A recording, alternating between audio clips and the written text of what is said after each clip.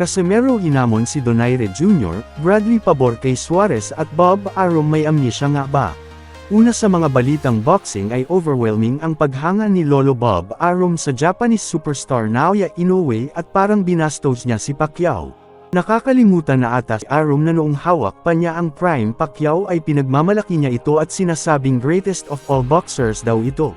Aminin na natin na kung si Inoue ay napunta sa panahon nila Marquez, Barrera, Morales at Pacman ay wala itong panalo sa kanila, siguro kay Ricky Hatton ay baka makasilat siya.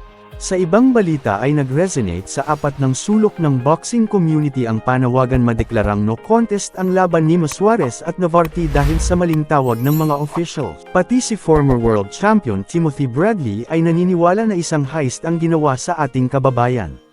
Kita sa video ng ESPN na legal punch ang nakatama at walang ampugan ng ulo at kung meron may at kistisan lang na imposibleng makakos na sugat. Sa huling balita ay as per International News Online na high spirit pa rin si former 4 Division champ Donaire na makalaban si Naoya.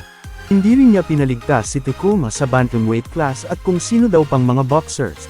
Subalit ating napag-alaman na as per Coach Jason ay nagpadala na sila ng communication kay Nonito na tanggapin at sagutin ang hamon ni Cuadro Alas or kung hindi ay tuluyan ng magretiro sa boxing.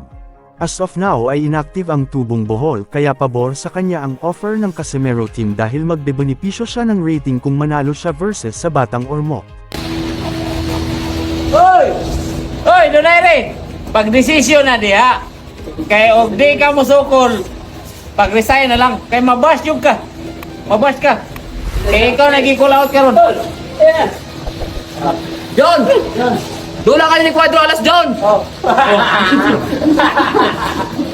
Pag-decide na, kaya mabash ka.